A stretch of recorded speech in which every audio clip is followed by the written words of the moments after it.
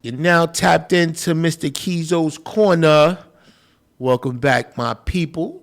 I got a very special guest in the building today. Now, this guy here, man, like, he works with kids, and y'all know how much I love kids, right? So I had to have him on. I definitely had to have him in the building. So let me just introduce him. Let me just get right to it. I got Donald Ruff, President and CEO of the Eagle Academy Foundation. How you doing, my brother? Man, bless. Thank you for having me. All right. You know, we've been sitting here chopping it up. You know, I told you, I said, man, we didn't talk for about 20 minutes. Let's get on the mic and we using all of this valuable information that we've been sharing with each other. But I'm glad you pulled up on me, man, because, you know, like I said, you know, previously before we jumped on, is I love looking out for kids. Like, I didn't have that growing up. I didn't have anybody that looked like me coming to my school telling me how, you know, how to be or how to make it in life. You know, the most people I saw, I think, was the recruiters that would come in and try to recruit us to go to the service. But other than that, I didn't have any celebrities. I didn't have any artists. I didn't have any, you know, influential people coming up and then telling me that, hey, you know, I came from where you came from and I can make it. But I'm glad you pulled up on me today, but I want to know more about the Eagle Academy. I know I got somebody that went there, and I actually called my sister-in-law. I said, "Did you go to?" She was like, "No, that's an all-boys school." I said, "Oh." I was like, "That's right." I said, "I'm trying to think of who went there, and I can't think of it." Right. But I'm glad you pulled up, and you know, our young men need this. You know what I'm saying? They need the help and the support that you guys provide. So tell us a little bit about the Eagle Academy.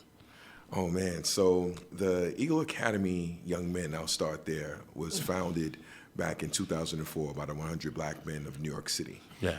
It was founded in response to the educational crisis that was happening at the time. Back in 2013, the graduation rate for young men of color coming out of New York City public high schools was at 32%. That, coupled with this Columbia University research that came out that broke down how over 70% of the inmates in New York State prisons were coming from 7 New York City neighborhoods. Wow. So the goal was to establish an Eagle Academy in each of those communities to shatter that prison pipeline and improve the education and life outcomes for young men of color. So the founding principal of the first school was David Banks, and we started that first school in the South Bronx as a high school. Right. But we quickly learned that we needed a longer runway, right, to get things started. In 2005, the Eagle Academy Foundation was started to lead that replication effort. Okay. And so we went to Ocean Hill, Brownsville next, under the leadership of Principal Meade, who's our day one principal, doing phenomenal things out there. Right. He started with the 6th grade. So we went from Ocean Hill, Brownsville to Southeast Queens. Then Mayor Booker, when Cory Booker was mayor, he was like, hey, we need one over in Newark. We went over to Newark, established the Eagle Academy there, came back to my hometown of Harlem, established the Eagle there, and we opened up our final Eagle Academy in Staten Island, which had its first graduating class in 2021. Okay. So now we have a network of 6 schools, one in each of the 5 boroughs in New York City, one in Newark, New Jersey. We've just achieved our highest graduation rate to date at 98% for our young men. That's great. That's great. Right. Any given year, our young men are getting accepted to college at a clip of 98% to 100%. Right. And we have, as of June 2023, over 3,000 young men that have graduated from Eagle Academy schools. Let's get a hand clap for that. I love that. I love to hear statistics like that. I No, love to hear definitely, that. man. And honestly, our principal leaders, our educators on the ground have been tremendous. You know, they're really making the magic happen. And as a foundation, we have expanded. We have our Eagle Institute, which is our trainer.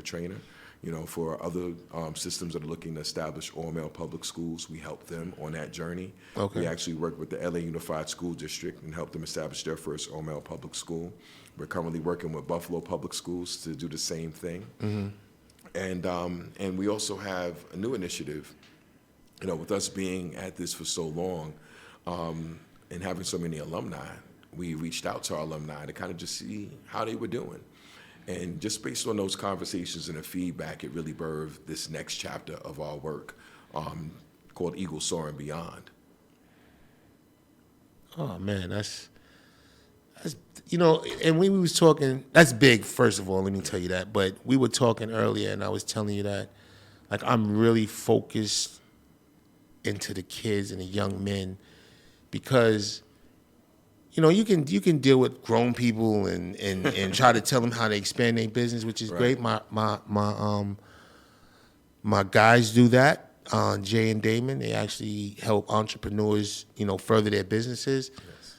But I didn't want to clog that lane. You know what I'm saying? I wanted to focus on our youth, because, like I said before, our youth are very important. And I remember one time, and what really got me into being focused into our youth was, I went to speak one day at a school, and all they were worried about was my rollie, how much my chain costs, this, that, and the third. And I'm sitting there trying to tell them, and the approach that I went in there with was like, like I said earlier, I went in there with the, hey, how you doing? I'm saying, and that totally didn't work, because all they asked me about was how much my jewelry costs and all that stuff. And I was like, man, like, how do I reach these kids? Like, how can I get to them? And I remember having a conversation with a friend of mine, and he was like, Keith, don't go in there trying to be something you're not.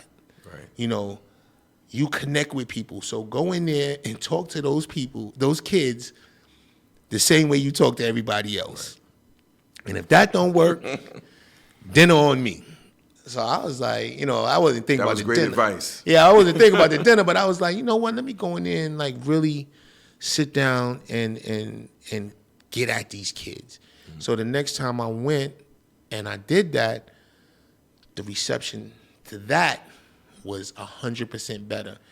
And the kids and the people who invited me, they was like, oh man, nobody ever came here and talked to these kids like this. And they really can you come back? Right.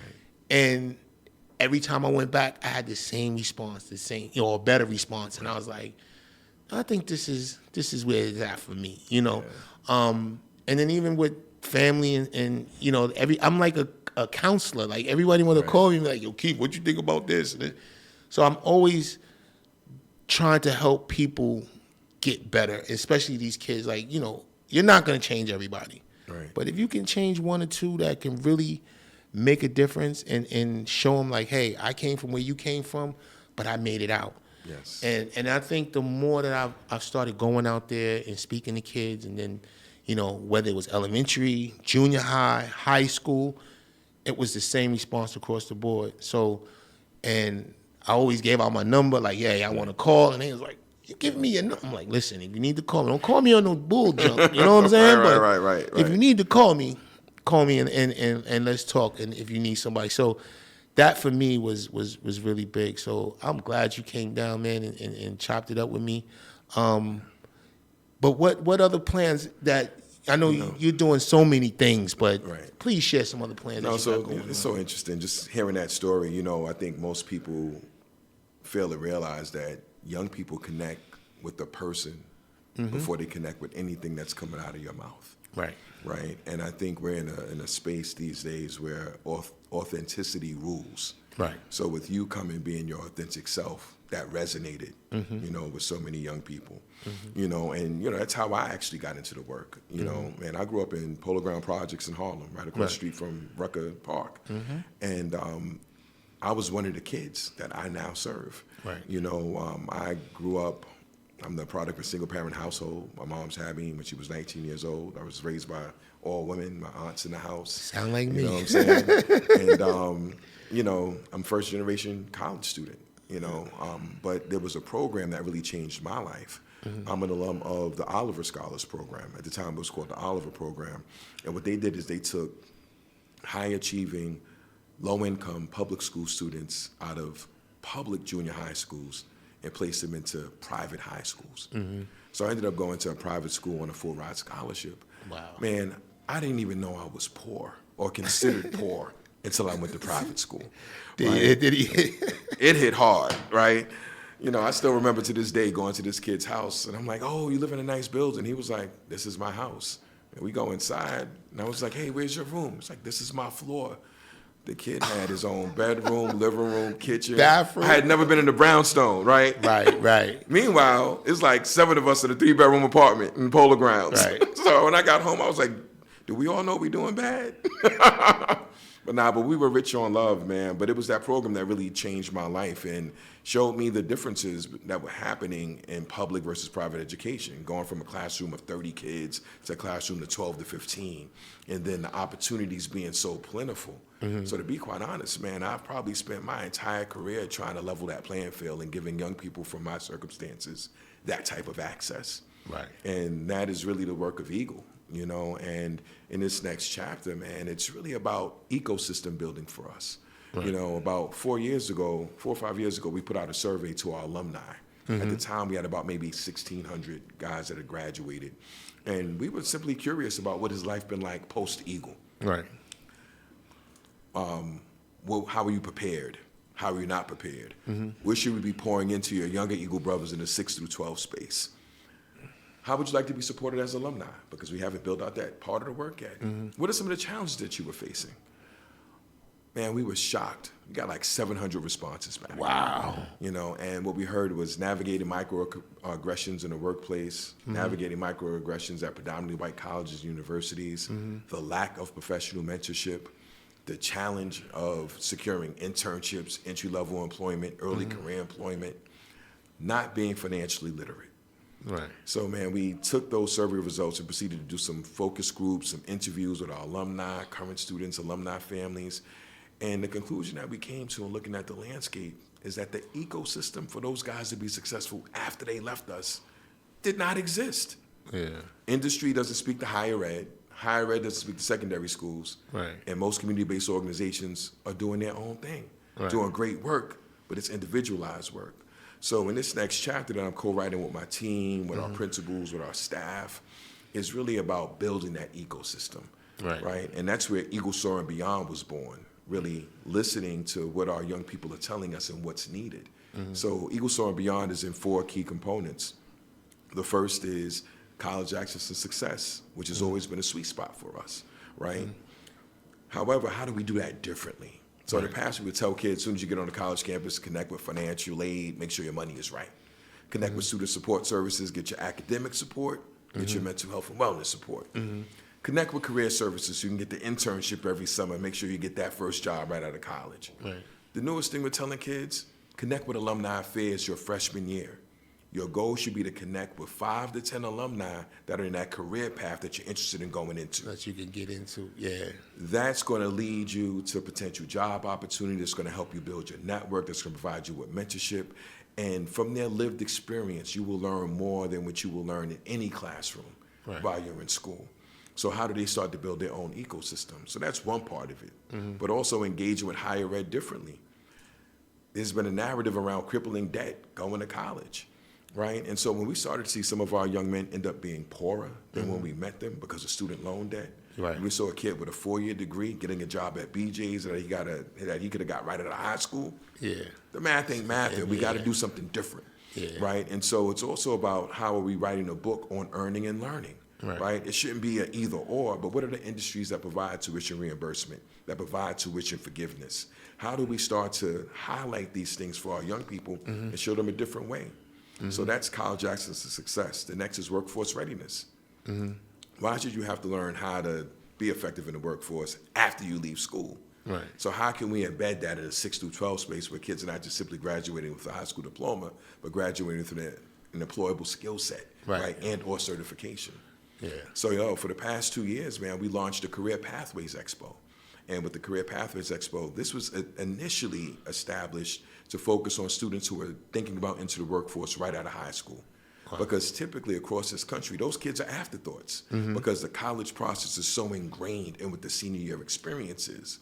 So we wanted to create an event where they could come and they could see all of the possibilities. In year 1, we had 32 exhibitors, 600 students. This past year, we had 47 exhibitors and 1,200 students registered. God works in mysterious ways. And man, every single vendor hired a kid right after high school or provided job training that led to certification and job placement or job training that led to job placement. It was phenomenal. Man, that's great, man. He's doing some great things over there. And it's funny when you was talking about how you grew up, because we were speaking about that prior to the interview. Right. And I was sharing some things with you, and it was like the stuff that I went through, I was like almost a kid with no hope. Like I couldn't see what I wanted to become. I didn't know if I was going to live past 21.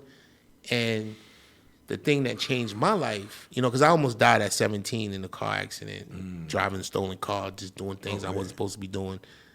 But my mother used to always tell me I was going to be dead or in jail before I'm 21. And I used to say, why you say that to your son? Like, why would you say that? Because I see the path that you're going down is destruction. It's just path of destruction. So I said, okay, cool. Kept doing what I was doing. And when that happened to me, I finally said, okay, I'm going to listen to you. Because I felt like God just plucked me. He didn't injure me where I was like crippled or anything, but he plucked me and gave me a nice little wake-up call. nice little scar on my face. Right. But it helped me get to the next level, because I don't know too many kids that just got focused at 17. Yeah. Like I cut out all my friends that wasn't no good for me. I started hanging out with Damon and them because we were traveling, we were doing. I already knew them, but I didn't really hang out with them, but then I started hanging out with them and doing different things. And then what happened was I got in this program, the co-op program. And the co-op program saved my life. Actually, my mother sent me to Bayside because she didn't want to send me to Andrew Jackson where all my friends went. So she sent me to Bayside. I was mad at her for sending me to Bayside. Good move, Mom. So I felt like every class, the first year, my sophomore year, horrible. But then at the end of that sophomore year, they gave us the paperwork for the co-op program, and I wound up getting into that and changed my life. Changed my life completely. I got focused. I was able to become one of the youngest property managers at this housing company at 20 years old, running a $6.4 million budget. I was in charge of 200 apartments. I used to go to work every day, suit, briefcase, so that changed my life. Even when I had to quit, and because I was still doing FUBU at the time, but I had to make a choice. Right. So I said, okay, my guys are really doing well. I know it's going to be something. I don't know what it's going to be, but do I stay here or do I take this leap of faith with my guys? And I wound up taking a leap of faith with my guys, and and then FUBU blew up like right after that. But that's why I always connect with the kids, because it's like, if you can show them that they can be something other than a basketball player, a rapper, or, some of the other jobs that they see out there that they think that, if I get this job, I'm set for life. Right. There are jobs where you can get that may seem geeky a little bit, but you can make a ton of money and live a very comfortable life. And just the things that you're doing over there and putting these kids in positions, man, that's a great thing. Man, but you touched on something, right? When you kind of reflected on your younger self about that feeling of hopelessness. I think so many of our young people still have that feeling. Yeah. Right? And I think the purpose of education, people always talk about school redesign. I think we have to really take a look at it from a community redesign standpoint. A school alone cannot ensure the future success of a student, right? It takes a community, right? Yeah. I think we have to really reimagine and reestablish the village around that kid, Yeah. right? And when we talk about this hopelessness, it's a matter of showing kids an actionable future. They feel hopeless because they don't see a future for themselves, which is why really expanding the lens of what success looks like is critically important. Success is not a singular journey, right? It's different for every single person. Right. And so the more ways that you can show young people to be successful outside of sports, outside of music, right? To show them, hey, listen, you get the civil service job, right? You can earn, you can actually get your degree paid for, et cetera. The trades, right? If you're a homeowner, you know how much that plumber is getting. You know how much that electrician is getting, right? And listen, there's some plumbers that are making more money with people with college degrees. And that's a job you'll have for life. Exactly, right? Nobody can take it from you. As long as they're piping, you're going to need a plumber, right? So it's a matter of broadening the lens of what success looks like and exposing our young people to what's possible, right? So Definitely. some of the stuff that you're doing in terms of thinking about exposing young people even to this field, like of radio. This is something that a lot of schools are not doing, right? Right. Radio, podcasting, but this is the thing that they're following the most. That's how kids are getting their news now, right? They're not listening to Channel 7, Channel 4, all the channels we listen to is all on social media now. And why not be great early? Exactly. You know, and you learn this stuff early. You know, one thing I know I took from when I worked at HUD, because it was like a little sticky situation, a little racist situation going on over there. But what happened was, I got fired. No fault of mine, but I got fired.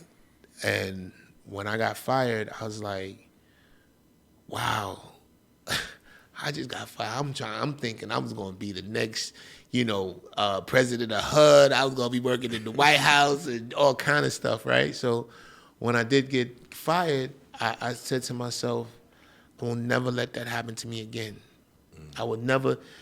I will do and go above and beyond the call of duty so that I will be an asset to any company that I'm at. And that allowed me to go to this next company at 18 and get 4 promotions by the time I was 20 and have my own business by the time I was 20. And I just kept that mindset. Like even with FUBU, I put up a post today and I ain't gonna say it went viral, but in a couple of hours, it was like 2,000, 3,000 people looked at it in like 2 hours. So for me, I don't get them, they don't be looking at me like that. So I was like, wow, man, people are really interested in this video. But in the video, Damon was talking about how I was the go-to guy to get things done. And like I would go on set and make sure things happen. Whereas other people, like I'll tell you a funny story real quick. So one day me and him got into it, right? He was bucking up his chest and, I know he's a CEO, but, you still my boy. So I was bucking up my chest a little bit. And he was getting mad that I was kind of challenging him because he said, your job, anybody could do your job. And I'm like, nah, I don't think so. I don't think anybody can do this job. It's not as easy as you think. It may seem easy because I come back every time with results, right, but it's not as easy as you think. And he was like, yeah, well, I'm going to put so-and-so on the job. I'm like, so what am I supposed to do? He was like, well, you can stay in the office. You can work in the office and just do stuff around here, and then I'll put him on your job. So I was like, okay. You gonna show yourself. I'm not even gonna do it. You gonna show yourself that it's not that easy. So he put my man on, and God rest his soul, Will. We call him Chris. Right. But he went out there and he was just giving out, like he didn't do it the way I did it. Right. So I remember one day we get in a call. I was like, guys, come to the office. We gave away $2 million in samples. What's going on? And they looked at me because I was the guy. So I was like, talk to your man over there. I don't do that no more. Talk to him. So they all looked at him and they was like, so then he was tight then still because I kind of put him out there. Right. So when I went up to him, I said, you gonna give him a job back? He was like, nope, I'm gonna have Jared do it. I'm like, bruh, like you serious? Right. Like, so my boy Jared, he did his best. He tried to go out there, but nobody knew Jared. See, at least Will was around us. He grew up with us. Right. So people knew him from being around. Right. Jared was our guy, but he lived in LA and right, he just, so when he was trying to do it, he couldn't get it done the way I was doing it.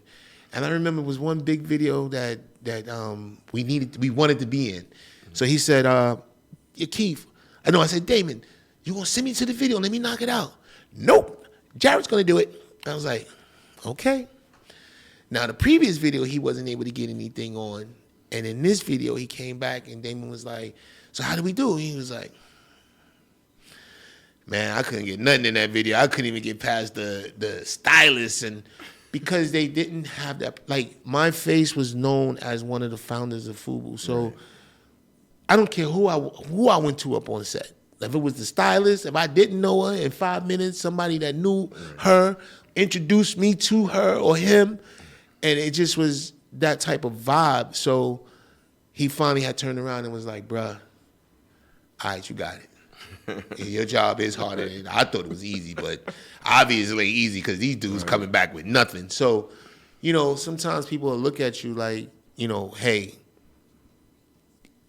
your thing is easy to do when it's really not. It's really not. You just make it look easy. Right. And the knack that I had for that was I was a people's person. So I would go there and I would look around and I watch you and see what's going on, and then I pounce. You know what I'm saying? But for the most part, I had a lot of relationships with all the people that there. So every set I went to, I knew somebody on the set. Right. Or I worked with somebody. And if I didn't know the stylist, I knew the artist personally. So I would just be like, excuse me.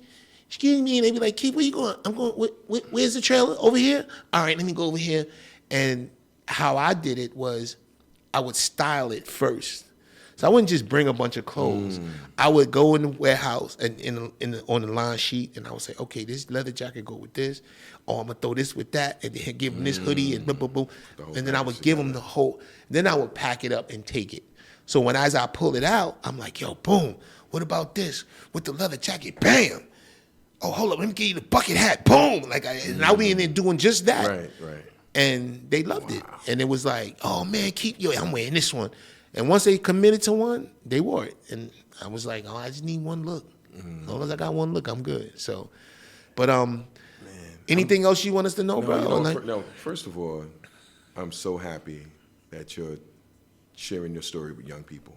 Yeah. There's really some, as I'm just listening, there's some essential elements about resilience and about not allowing a failure to define you. Right. Like how you bounced back, how you became resilient, moving through. Like those are all things that young people from our circumstances need to hear. Oh, yeah. They need to know that success is not this moonshot, right? They always see the microwave glory, but don't know the microwave. story. Yeah. You know what I'm saying? And so by being able to share those things is critically important.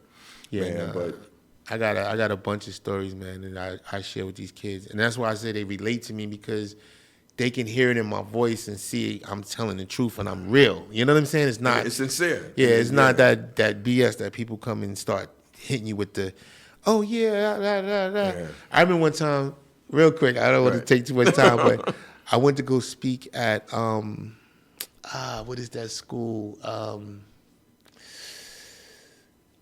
It's up in like Rhode Island business school. Oh, it's on my wall. But anyway, I went to go speak at this business school. We all went to Brandeis. Okay. We going to go speak at Brandeis. So we went to go speak. They split us up. They put 2 of us here, 2 of us over there. So we were in the room, and this guy, he's talking. He's like telling these kids, oh, this, yeah, they got to do this. He's just going on, and we sitting there. I'm listening to him because I pay attention to people just to see what he's talking about. And after a while, I was like, yeah, he's losing these kids, man. Like, he's straight losing. I'm looking at the kids going to sleep. And I'm like, oh, man, they going to sleep on us. So I look at my guy, I said, listen, we're going to wake these kids up. Watch this. As soon as he's like, all right, thank you. Thank you for having me. And kids is like half-ass clapping. So I'm like, please get out of here. The applause waking them up. Yeah, so then I got up. I was like, okay, I'm going to need all y'all to shake it off. Get up. We in the building. And I started going there. It was like everybody sat up and was at attention. And the guy was still, he was still there. So when I left, he was like, bro, your style is different. How do you get those kids to wake up? I was looking at them going to sleep. And I was like, wow, I'm putting these cats to sleep. And I'm like, you talking to all of the, you dragging out a 10-minute story, making it a 30-minute story, when if you would have just made it 10 minutes, you would have been fine. So, but yeah, so I have so many of those jewels too. Like, I'm gonna write a book this year is my goal. My goal is to write a book this Tell year. your story. You have to. Next year, I want to put out a documentary. Like I'm trying to wait for my guys to put out a documentary. I was going to ask y'all about that. They taking too long, man. They taking too long, man. They taking too long. So I'm gonna have to tell my story and beat them to the punch. But hopefully they don't get mad at me. But I can't wait no more, man. It's like everybody's putting out documentaries and we ain't got one out yet. And we have the illest story because people only saw what we put out there in the public. So yeah, the 4 guys got together, and then Damon John mortgaged house, and then this, that, and the other, and then they sold $300,000 over here. Then they moved to the Empire State Building, but it's a lot of stories that intertwines with that that you don't know. And even us personally, the things that we went through, how we grew up, when I was just explaining to you Right, how absolutely, yeah. people don't even know that. When I tell them that now, they be like, really? No, but see, You know? hearing those stories and putting that out there, especially for this generation, they need to see that. They Yeah. need to hear that. They need to experience it. Right. Like where you start doesn't define where you're going. Exactly. And that's critically important. Exactly. But yeah, man. So listen, one thing I definitely want to put on your radar on March 27th at Borough Manhattan Community College, we're having our 6th annual all-male college fair. So this is actually our response to the low enrollment of young men of color in higher ed. So we've been doing this event for 6 years now. You know, we took a hiatus, of course, during the pandemic. Right. But, you know, we bring over 100 colleges, universities, and have exclusively young men of color getting that exclusive FaceTime. I'm there. With, like, you know, with directors of admissions. I am there. So definitely would love to have you up in the building. I'm right? there. Don't say less. man. I'll be there. Because things like that, I love things like that. And it's, you know, and that's one thing why I even joined my fraternity, you know, when they sent me an honorary invitation. I was like, and I start talking to them and seeing how, you know, all these black men were together and they doing all these great things. And it wasn't only black men, but it was a majority of black men together, and they was doing things for the community. And I just loved it. I was like, yeah, I want to be a part of this. I definitely want to be a part of it. So I'm definitely there. Definitely there, man. I appreciate you, that. man, coming here, man, pulling up on me. I know you said you wasn't ready for an interview, and look at that. We done did a 45-minute interview, man. Chop it up, bro. You But know? I appreciate you having me, man. Nah, thanks, Listen, man. I want to wish you continued success. Thank you. Appreciate Absolutely, it. man. Anything Love else you hearing want to the story. share? Social media? Any numbers? Anything you got about the? You could find us at the Eagle Academy Foundation .org. You know, follow us at EAFNY on LinkedIn as well as IG. All right, y'all give a big round of applause for Donald Ruff, president and CEO, of the Eagle Academy Foundation. Thank you for coming through, man. I appreciate for you, having man. me, Thanks. Thank you for having me. Once again, it's the Keeyzo. We out, baby. Peace.